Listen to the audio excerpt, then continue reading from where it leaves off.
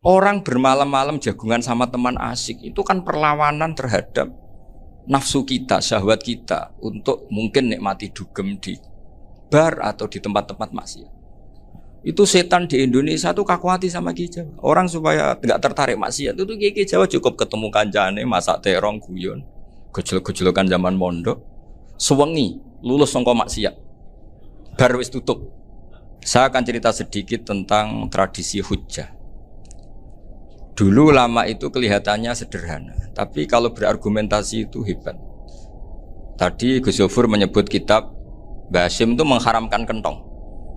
Beliau masyhur itu punya kitab namanya Al-Jasus an Tahrimin Nakus. Intinya kentong itu haram.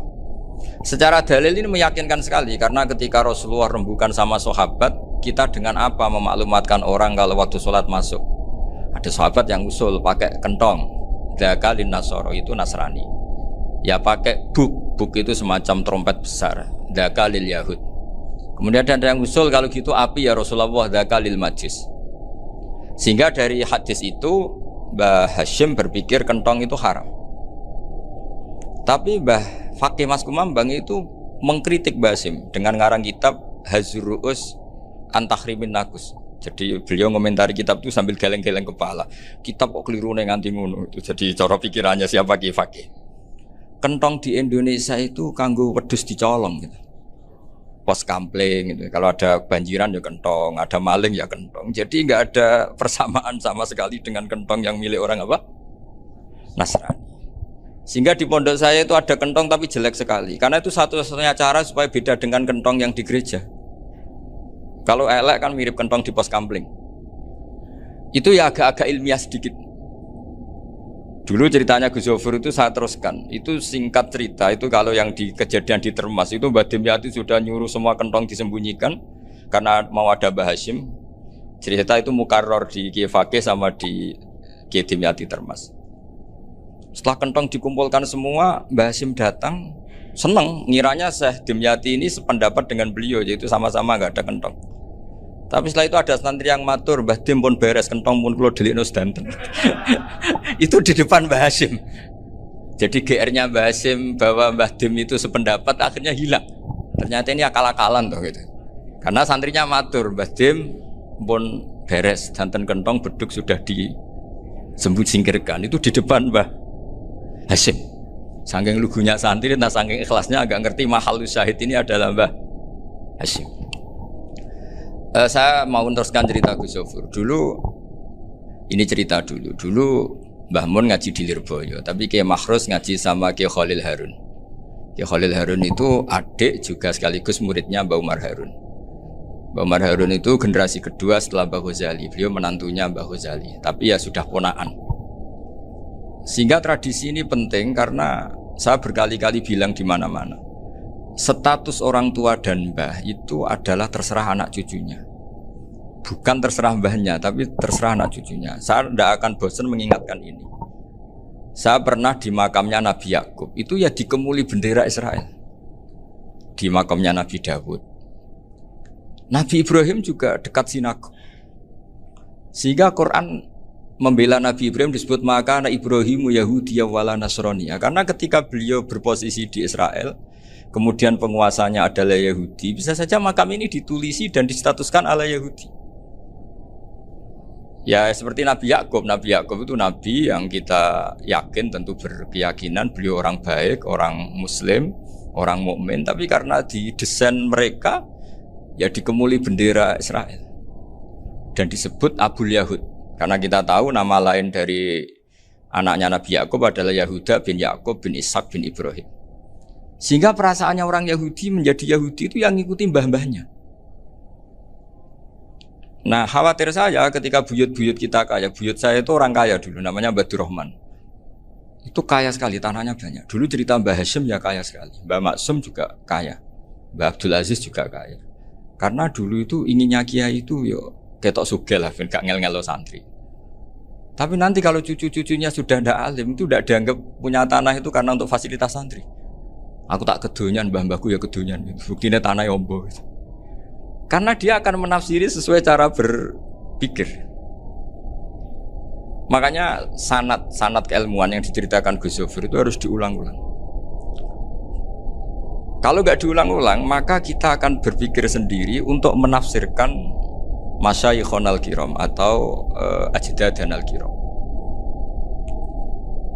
Nah, ini yang bahaya, yang sering Quran mengingatkan. Jadi ada status yang disematkan oleh anak cucu kayak orang Yahuda tadi, Yahuda bin Yakub bin Ishak bin Ibrahim, itu menstatuskan mbah-mbahnya yang bernama Ibrahim itu Yahudi. Sampai Quran sendiri yang bela makana Ibrahimu Yahudi wala Nasrani. Karena secara geografis sekarang Ibrahim di Israel dan otoritas itu juga milik mereka, sehingga mereka bisa masang-masang atribut yang menunjukkan kalau itu Yahudi. Beberapa al-alim al-alamah yang minnah itu sudah wafat dan kadang-kadang zuriyahnya itu tidak kita. Kalau sekarang orang bahasakan kubu sebelah. Akhirnya ya nggak boleh dikholi, nggak boleh diziarah. Terus seakan-akan yaktaduna bi ra'yi, seakan-akan mereka berpendapat dengan pendapat syekh ini, padahal enggak. Nah, sehingga tradisi ketersambungan sanad tadi, baik secara genetik atau secara asbab, itu harus terjaga. Saya beberapa kali banyaklah sering diceritain Mbah Mun. Dulu Mbah Munawir ini cerita ya, Mbah Munawir itu saking senenge kitab, ben santri ini so ngaji kitab. Itu kalau ada alumni Lirboyo alim disuruh baca muin di sini tuh Mbah Munawir ikut.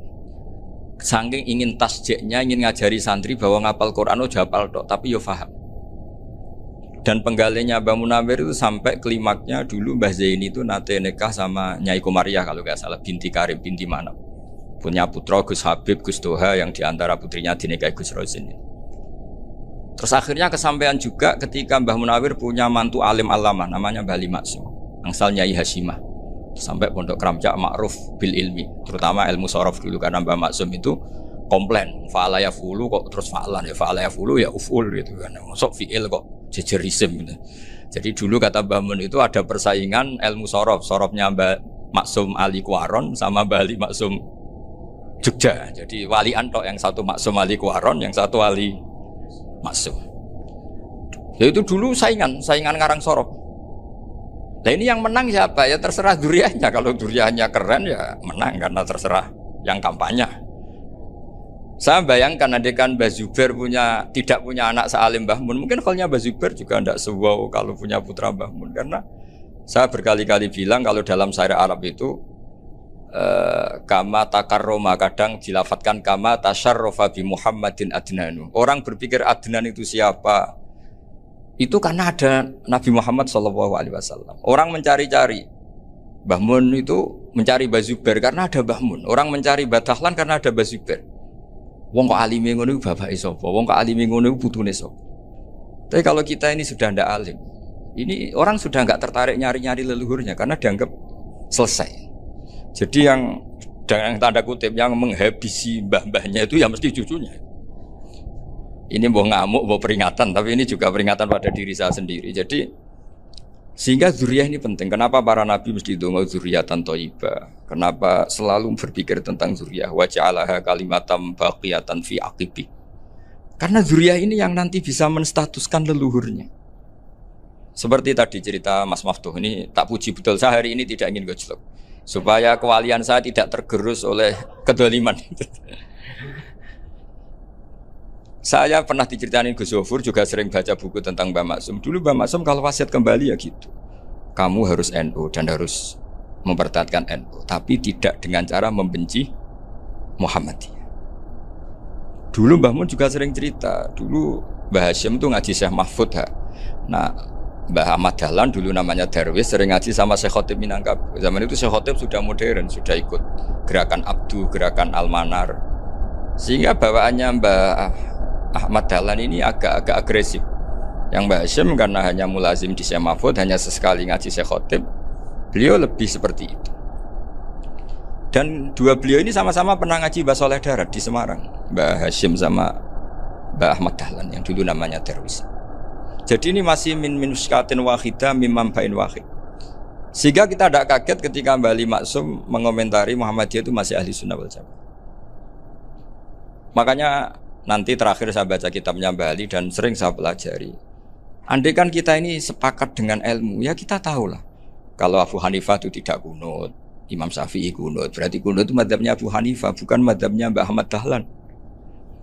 Apa ndak kunut itu madzhabnya Abu Hanifah, bukan madzhabnya Mbah Ahmad Dahlan. Kita kunut itu madzhabnya Imam Syafi'i, bukan madzhabnya Mbah Hasyim. Ini semuanya masih dalam bingkai ilmu. Adzan qabla subhi juga riwayatnya jelas. Tidak adzan ya sudah perilaku kita sudah jelas. Dulu Mbah Mun sering didik kita gitu.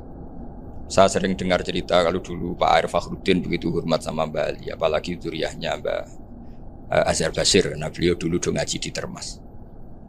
Dulu itu nggak ada masalah karena semuanya dianalisis pakai ilmu.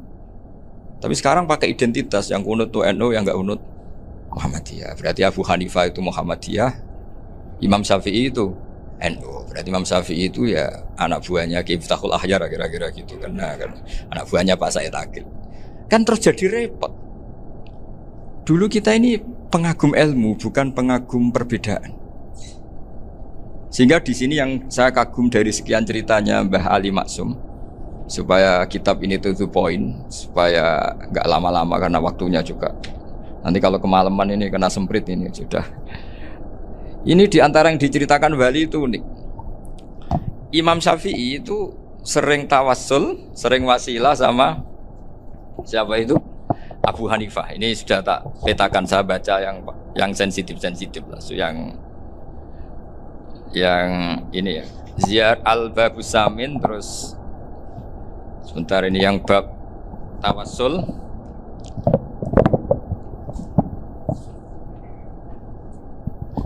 Ini di sini halaman 90, mungkin santri-santri kerap ya bisa ngecek lagi di kitab Hujjatul Ahli Sunnah.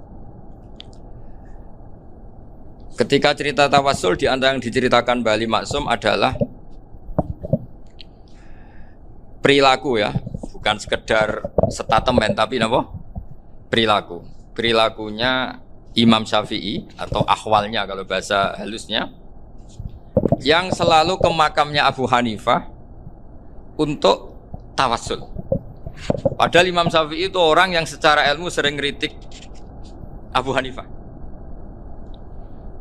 Jadi ini saya baca ini di halaman 100, jadi tawassul mulai halaman 9 berapa ini sampai halaman ini yang qala sami'tu Syafi'iyya yaqul inni la atabarraku bi Abi Hanifah wa aji'u ila qabri fi kulli yaumin za'iran fa idza uridat li hajatun shallaitu rak'atain, halaman 100, waji'tu wa sa'altu wa ta'ala al hajat indahu fama taqudu anni hatta tuqda.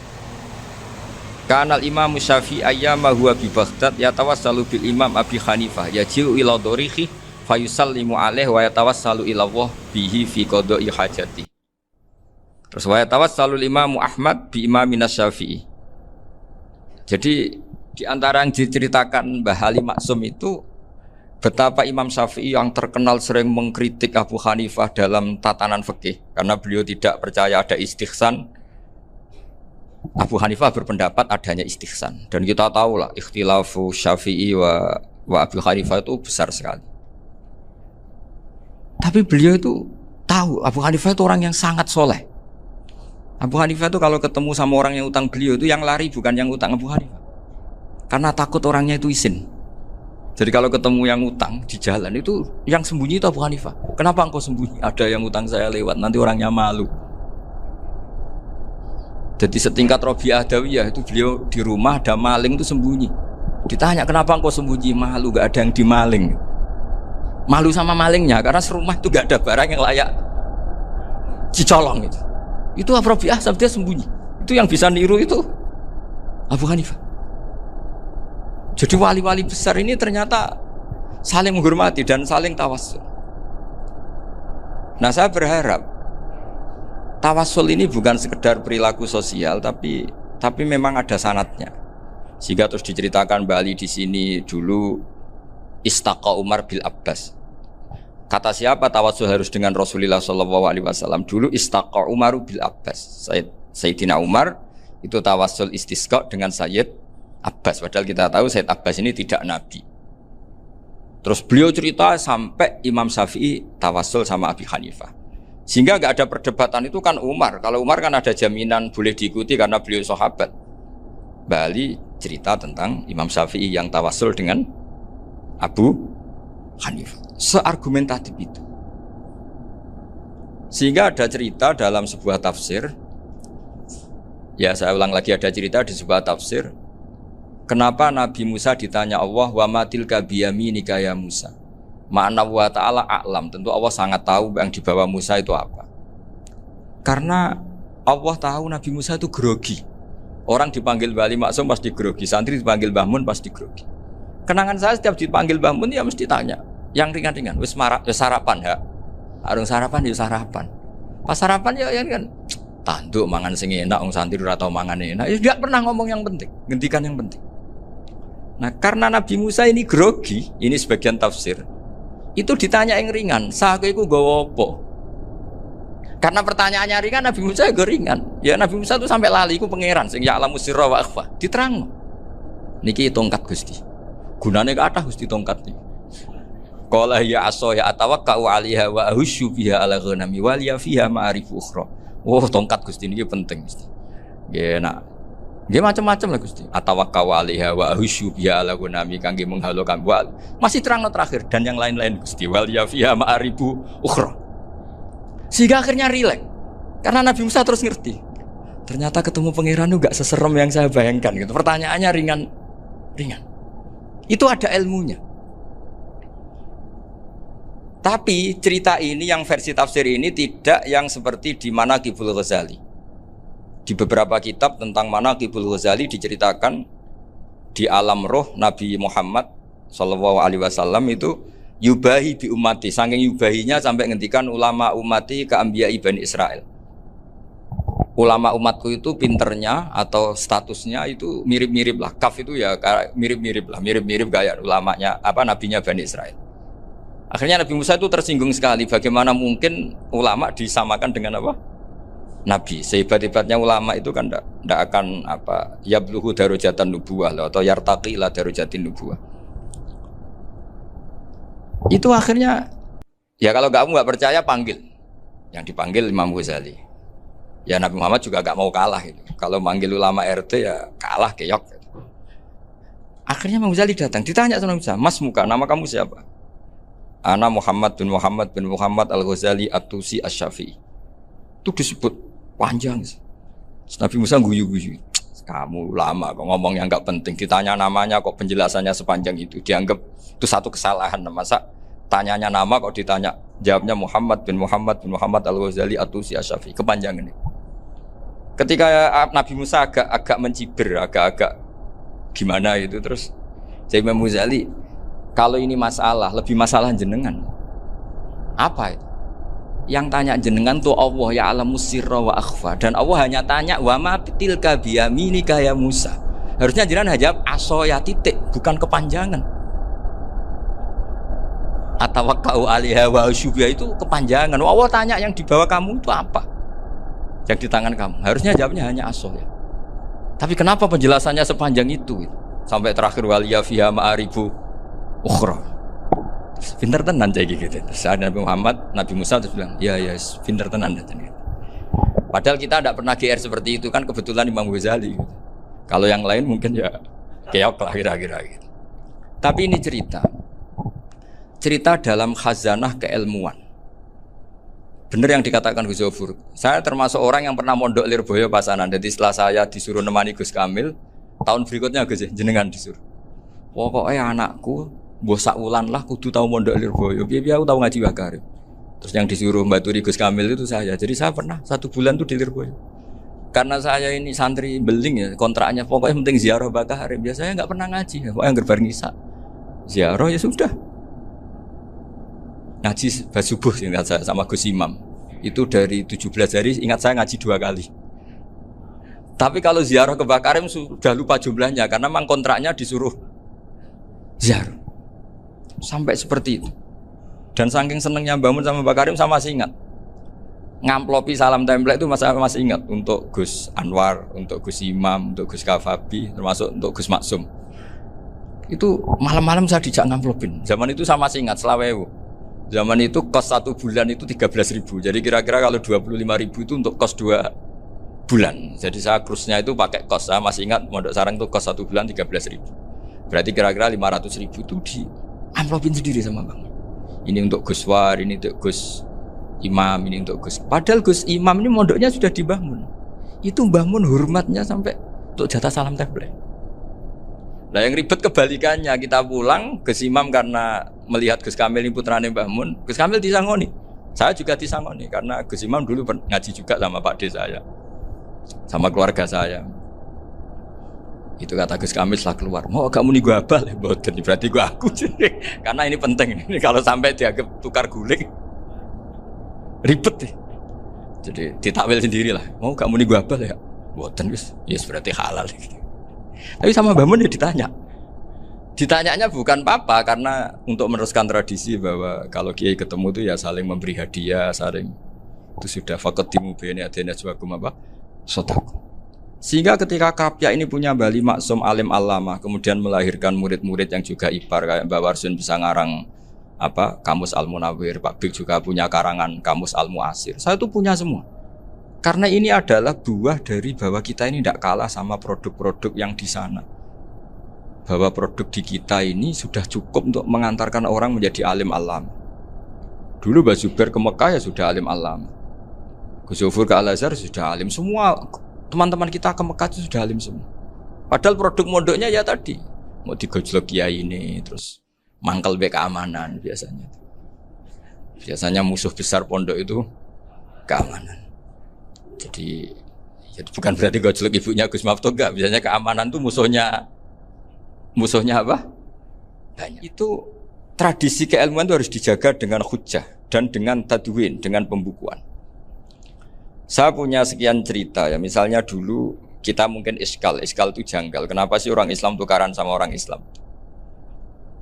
Sehingga di antara doa Nabi yang enggak dikabulkan Allah, enggak boleh dikabulkan sama Allah enggak boleh, bukan berarti enggak mustajab.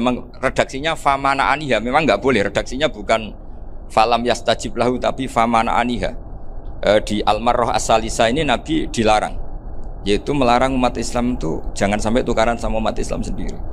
Itu kata Allah, ya enggak bisa kata Allah kalau itu tidak saya kabulkan. Itu dulu guru-guru kita nyontohkan sederhana. Kira-kira kalau saya tukaran wek Gus Zofuru, Mbah Mun luwih ikhlas timbang ditukari wong liya. Nek ana kakak ditabuk adik, wong tua luwih ikhlas timbang ditabuk tangga. Barokahnya membaca kita lebih mentoleransi. Kalau ada Mbah Hashim dikritik Mbah Fakih Mas Kumambang, kita ikhlas itu. Tidak dikritik guru PAUD, itu kan. Atau dikritik orang-orang yang nggak bisa ngaji. Artinya ternyata keliru kita bilang kiai kok tukaran. Justru bagus kiai tukaran. Timbang kiai dikritik guru PAUD atau dikritik orang-orang yang nggak bisa baca kitab. Akhirnya barokahnya baca kita menjadi tahu. Dulu Mbah Mun sering cerita, ini masih cerita silsilah ya. Jadi Mbah Maksum tadi kita tahu di antara guru besarnya Mbah Maksum tentu Mbah Mahfud Termas. Beliau adalah adik dari Kiai Mahfud Termas. Mbah Dimyati ini adik Kiai Mahfud Termas. Itu punya saudara namanya Abdur Razak, juga punya saudara namanya Dahlan. Itu yang membawa Thariqah Syadiliyah di Solo Raya, yang sekarang alhamdulillah diteruskan Gus Wafi.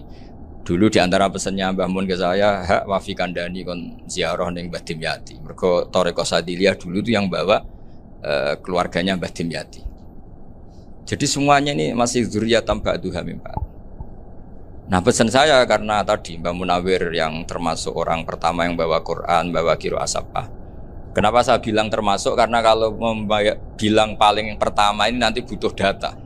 Dan itu agak kerepotan lah. Tapi yang jelas mimman istahara lah. Mimman istahara yang membawa sabah ke sini itu adalah Mbah Munawwir. Terus beliau ngajarkan diantaranya ke Mbak Arwani pakai kitab Satibi, pakai kitab Nazmus Satibi. Terus Nazmus Satibi itu diteruskan oleh Mbak Arwani, ditulis. Yang nulis dulu Mbak Dola Salam. Bapak saya itu murid Mbak Dola. Dulu Mbak Dola sebelum ke Mbak Arwani ngaji sama Ki Said di Sampang. Bapak saya sebelum ngaji di Mbak Dola sudah hafal Quran lewat buyut saya sendiri namanya Ki Zubaidi. Yang Ki Zubaidi akhirnya jadi menantunya Mbak Ahmad Su'eb. Jadi buyut saya kandung ini namanya Sofia, angsal keluarga Lasem, yang adiknya Sofia ini punya adik Badiah yang jadi ibunya Ki Sahal. Terus Ki Sahal punya Mbak Yu namanya Muzayanah, punya di garwa Ki Mansur punya anak Gus Qayyum. Jadi dulu ibu saya, ibunya Gus Zofur, ibunya Pak Maftuh itu semuanya di Lasem. Karena saya dari keluarga Gen ya Lasem, dari keluarga sanad guru ya Lasem. Tapi Lasem Bahdawi itu dulu ngajinya di Mbah Umar Harun di Sarang. Nah, Mbah Umar Harun ini menangi Sayyid Ahmad Zaini Dahlan. Sayyid Zaini Ahmad Zaini Dahlan ini punya cucu keempat yang hidup di Sedan, terus makamnya di Lasem, namanya Habib Haidar, itu yang nulis biografinya Mbah Maksum. Mbah Maksum bukan Bali, biografinya Mbah Maksum. Itu ditulis oleh Habib Haidar, namanya Haidar bin Hasan bin Sodaqoh bin Ahmad Zaini Dahlan. Nah, Habib Haidar ini menantunya Sayyid Hamzah Sato. Hamzah Sato itu Hamzah bin Abdullah bin Umar, itu kakaknya Sayyid Abi Bakar Sato, Sohibul I'anah. Nah, Sayyid Umar ini yang dulu ngajari mbahnya Mbah Mun namanya Ahmad bin Syuaib. Nah, di antara ajarannya adalah baca kitab-kitab kecil yang bisa dihafal. Dibawalah ke sarang jadi metode muhafadzah.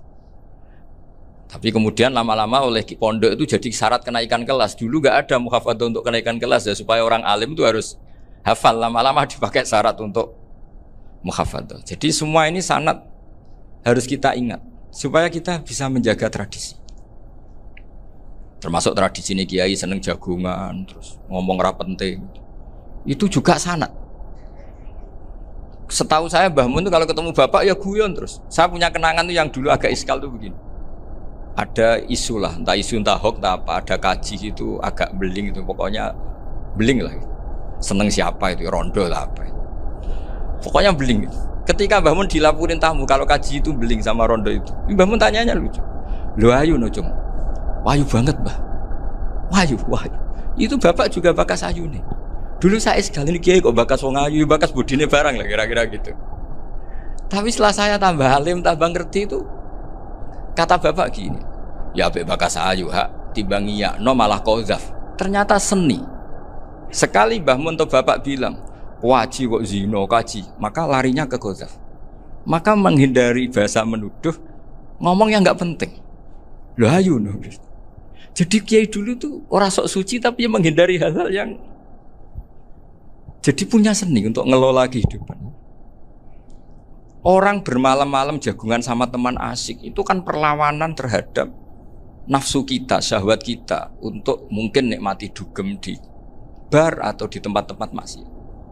Itu setan di Indonesia tuh kakuati sama Ki Jawa. Orang supaya nggak tertarik maksiat itu Ki Jawa cukup ketemu kancane masak terong guyon, gejol-gejolokan zaman mondok, suwengi lulus sangka maksiat.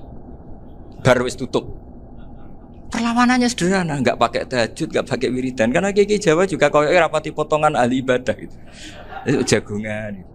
Jadi setahu saya itu pernah lihat Bali itu sekali ketika beliau ngisi ceramah di Mbah Hamid Bedowi. Saya masih kecil diajak bapak. Dulu kalau bapak ngelihat Bali sama Mbah Hamid itu mesti nangis. Karena dua orang alim bertemu. Yang akhirnya ya bisanan itu. Mbah Hamid punya anak Gus Nasih, di sini ada Mbah Nafisa, terus jadi Mbak Salih Hindun itu. Jadi dulu tuh ya guyon terus ketika ketemu. Itu yang sering bodoni Mbah Hamid itu ya Ki Bisri.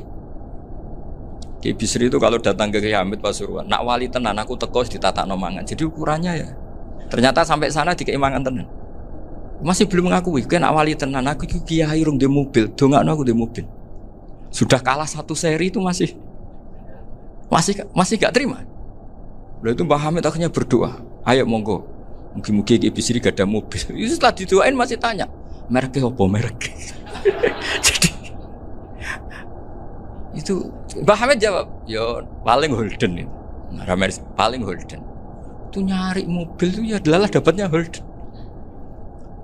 Suatu saat Mbah Bisri diundang Mbah Hamid gak dikasih bisar, karena utangnya sudah banyak Mbah Hamid. Mbah Bisri ini utang tadi, utang doa tadi.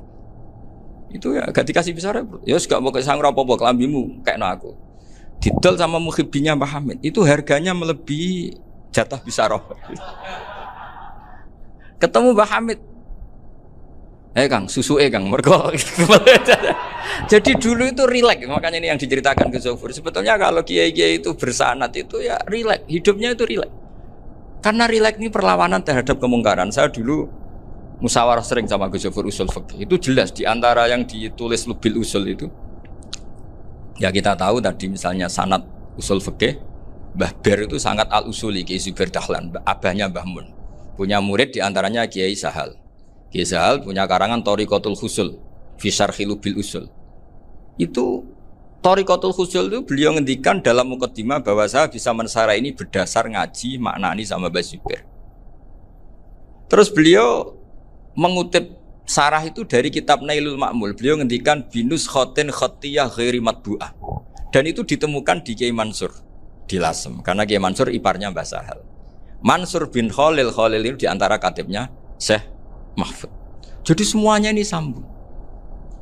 Mbah Ber saking ahli usul fikihnya, kalau ngajar usul fikih itu kalau guyon takriran saya ini lebih memahamkan ketimbang sarah. Ya sudah, terus Mbah Zubair Kiai Fakih, terus Syekh Mahfud. Di sini Syekh Mahfud termasuk orang yang dekat Mbah Munawir sampai putrane Mbah Mahfud namanya Gus Muhammad dibawa Mbah Munawir, kemudian mondok di Termas diantaranya, terus dinikah jadi menantunya kalau nggak salah Haji Taslim di Betengan, kemudian sekarang juriannya Mbah Mahfud di Betengan. Ini nggak boleh hilang secara seperti itu. Diantara di usul fikih diterangkan ketika diantara 5 hukum itu ada yang bernama mubah. Mubah itu boleh dilakukan, boleh ditinggalkan, dan kalau dilakukan ya tidak berpahala, tidak disiksa. Itu ada ulama yang protes nggak bisa seperti itu. Ithma min mubahin ila wa tahaqqaqu bihi tarku haramimma fa'il zamu minas sukun tarkul qatli wa minas sukut tarkul qadaf. Tidak bisa, mubah itu tidak ada. Kalau kiai jagongan semalaman, itu Allah ngitungnya itu hada taroka dugem, wahada taroka delok dangdut, wahada taroka kada wakada. Oh, itu luar biasa. Dan kita ngikuti yang seperti itu saja. Gak usah tahajud, gak usah witir telulas, kaya ora kuat timbang gremeng. Sewengi jagongan, setan ngenteni kita tergoda maksiat, ternyata maksiatnya sampai tutup, kiainya masih apa? Jagongan. Jadi jagongan saja ada ilmunya bahwa itu perlawanan terhadap tarkul ma'asi. Sehingga bagaimana Anda katakan mubah ini mubah, toh gunanya adalah tarkul haram. Meskipun efek mubah juga bisa tarkul wajib, wae bojo blonjo turu.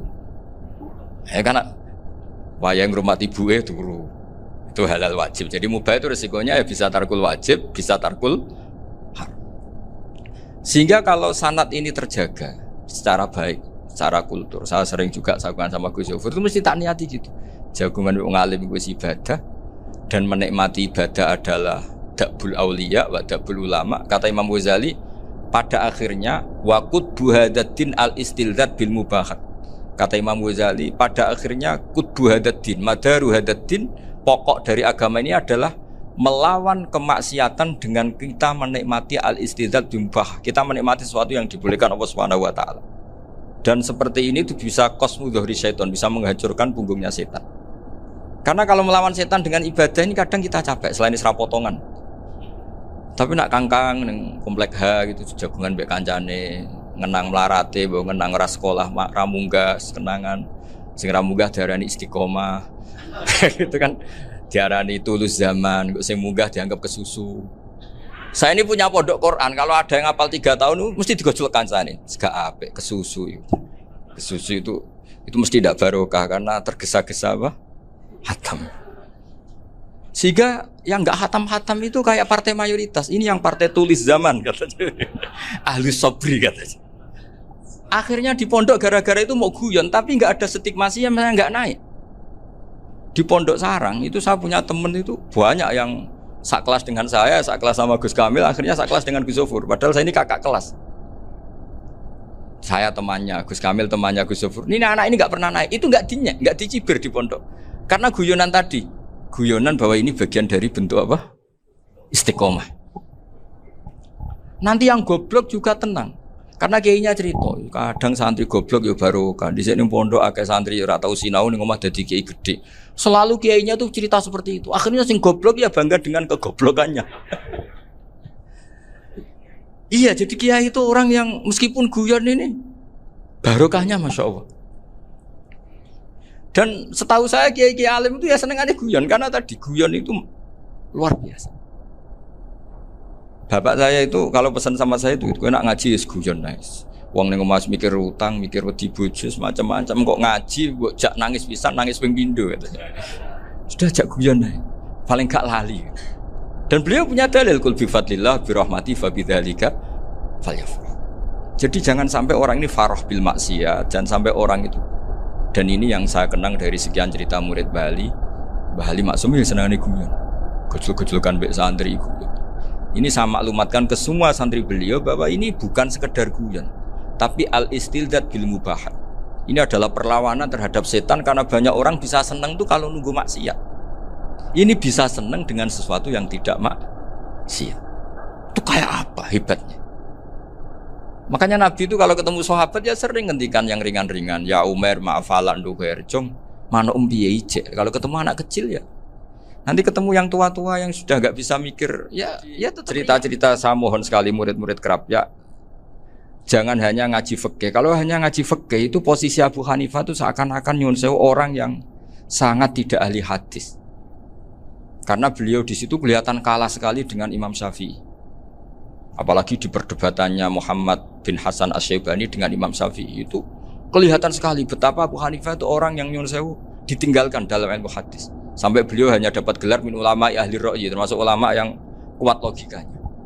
Juga harus baca kitab-kitab seperti ini. Ternyata di balik Imam Syafi'i mukhalif pada beliau di bab-bab fikih, perilakunya sangat hormat.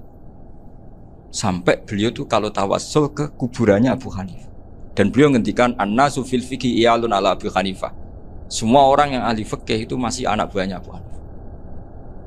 Saya berkali-kali cerita, mazhab Syafi'i itu alatut tadhir hanya dua, yaitu alma wa turab. Abu Hanifah nambahi wanar. Alasannya Abu Hanifah orang mukmin yang dosanya banyak itu dibakar di neraka, dan alasannya Allah litadhirihim, untuk mensucikan mereka. Sehingga pikirannya Abu Hanifah an-nar itu min alatit tadhir. Apa yang terjadi ketika bata itu batu bata yang dibakar di situ campur teledong campur apa-apa itu kalau sudah mazhab Abu Hanifah selesai sudah suci karena sudah ngelewatin pembakaran. Meskipun kita tidak akan kalau kehilangan air terus wudu dengan api bisa bunyak semua itu. Tapi apapun itu menjadi solusi. Sehingga saya punya kitab namanya Ikhtilafu Malik Ikhtilafu Malik wa Abu Hanifah atau Ikhtilafu Syafi'i ma Abu Hanifah. Itu kelihatan sekali kalau Abu Hanifah itu nyuruh posisinya kalah. Karena yang ngarang orang-orang Syafi'i. Tapi kalau melihat kitab-kitab kewalian, misalnya di kitab Mizan Kubro ini juga sering disebut kisah itu Mbah Ali Maksum tentang Imam Sa'roni. Berkali-kali beliau mengutip Mizan Kubro. Itu Abu Hanifah adalah orang yang sangat mukasyafah. Artinya ketika Nabi cerita air wudu itu menjatuhkan dosa, tidak ada air wudu yang jatuh ke kamu kecuali saat itu juga dosa kamu jatuh. Itu beliau datang ke Madharota Kufah. Kemudian beliau bilang sama si orang tua tadi, tub anizina. Orangnya terus bilang atubu minazina. Ada lagi pemuda datang dibilangin tub an uquqi walideka. Terus bilang tub tu an uquqi walidayya. Sampai yang terakhir ada tub an simai alatillah atau an samai alatillah. Terus tub tuan sama ya. Ketika orang itu ditanya, kenapa engkau begitu tahu dosanya apa? Saya tahu air wudhu ini menjatuhkan apa.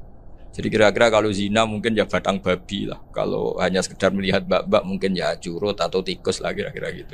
Nak dulu sediluk ya mungkin ya tikusnya cilik gitu. Nak dulu suwi ya tikus werok itu atau apalah. Pokoknya beliau itu tahu. Tapi anehnya Abu Hanifah apa? Setelah itu dia nangis minta mukasafahnya ditutup. Ya Allah, saya ini mukasafah kok malah menjadi tahu sawatil mukmin.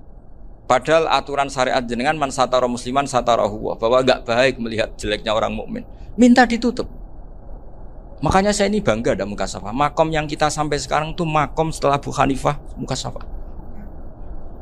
Jadi Abu Hanifah repot-repot mukasafah, minta makomnya ditutup tidak menjadi mukasafah. Dan alhamdulillah kita sudah tidak mukasafah sebelum minta ditutup.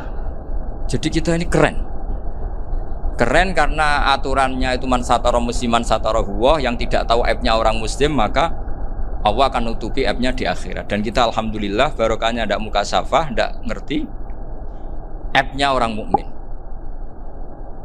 Jadi kita harus pakai patokan ilmu. Saya ulang lagi, kita harus pakai patokan. Makanya saya tahu betul ketika Kiai Hamid Pasuruan, beliau dulu ngaji Jamul Jame, ngaji Juman, Bali Maksum di sana sama Gus Habib, sama Gus Muhammad bin Mahfud. Termasuk mbah saya kandung dulu Kiai Sidik, mbah saya yang dari itu juga ngaji di Termas. Bapak saya dulu Kiai Nur Salim ngaji di Buyut Baiti. Dulu itu kawin juga sederhana, kayak cerita Gus Zofur. Jadi bapak saya kandung itu Kiai Nur Salim itu ngaji di Mbah Baiti. Mbah Baiti itu adik kandungnya buyutnya saya dari ibu. Nah, Mbah Bedi itu teman akrabnya mbah saya namanya Kiai Nursam, Mbah Nursam. Singkat cerita terus Nur ke Jorabi arah-arah Bekno itu. Setelah bapak saya ke Badullah mau ditawarin jadi mantu, kata bapak saya kula pun dipek mantu Mbah Bedi. Akhirnya dapat ibu saya itu.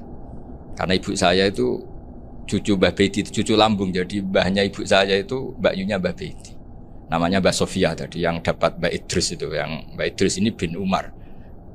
Ya Mbah Umar yang mbahnya Mbah Hamid itu. Hamid bin Abdullah bin Umar. Kalau bahasa itu Fatimah binti Idris bin Umar. Dulu kecilnya Mbah Idris namanya Abdul Khalik. Kalau kecilnya Mbah Hamid namanya Abdul Mukti. Kalau kecilnya Mbah Maksum namanya Muhammadun kalau nggak salah. Dulu itu orang dulu itu namanya dua-dua karena diganti ketika musim apa? Haji. Jadi ini terjaga. Sehingga tidak ada ceritanya kiai-kiai yang jagongan kemudian santrinya itu yang agak-agak khawatir.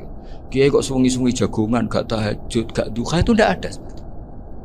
Karena ini dianggap fi'lul mubahat untuk melawan mungkar. Jadi sehingga di kitab Ihya diterangkan, kamu jangan ngira orang-orang soleh ketika jagungan itu min ahlil bitolah wa takasul. Itu orang-orang yang pemalas itu enggak. Tapi mereka bisa mengasyiki Allah. Bahwa dalam jagungan ketemu teman ya asik, gejul-gejulkan sama Pak Maftuh ya asik. Dan keasikan ini bentuk perlawanan terhadap keasikan harus dengan maksiat.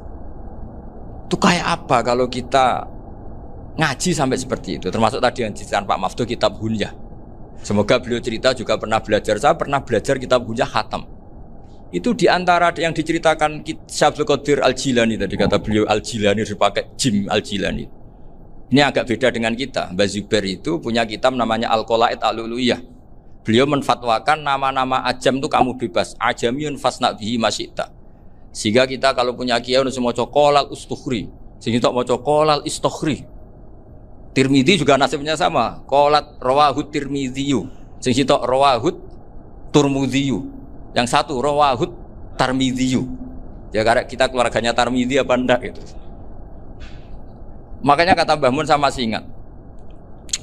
Kata cerita Gus Zofur tadi, adabnya Gus Zofur itu cerita tentang keluarga ibunya. Padahal keluarga ibunya juga orang-orang soleh yang luar biasa. Itu kata Mbah Mun, kowe roh jenenge Imam Bukhari tahu ya. Jenenge sapa? Saya nyebut Muhammad bin Ismail bin Ibrahim bin Mughirah bin Bardasbah. Lah iya Bardasbah mbok waca Bardisbah yo. Lah cara kene mbok Parmin mbok Parlan. Jadi Bardisbah mbok Bardasbah iku cara kene yo Parmin mbok. Iku rak Mbah Fadl Senori dadi kabeh diwaca Arab. Jenenge Mbah Umar Harun. Dhisik yo wong Sarang, Mbah Harun mbok kira nang yo ora roh, wong dhisik yo wong kuno ya. Jadi kalau versi Mbah Fadl termasuk yang pertama bikin nasab Mbah Maksum itu tulisannya Mbah Fadl yang dikutip Habib Haidar tadi. Ya saya seperti Gus Zofur juga mencari-cari hubungan ulama-ulama di Jawa. Itu Mbah Mun itu kalau bicara ya mbahku harus jenis Kiai Serut. Kalau ditulisannya Mbah Fadl itu Sarof. Jadi Mbah Fadl itu fanatik orang-orang alim itu ditulis Arab. Kalau Mbah Mun itu Jawa. Dulu tuh ada wali seto di daerah saya. Dulu orang ya janggal ternyata ada sato itu kesamaan di Arabnya itu.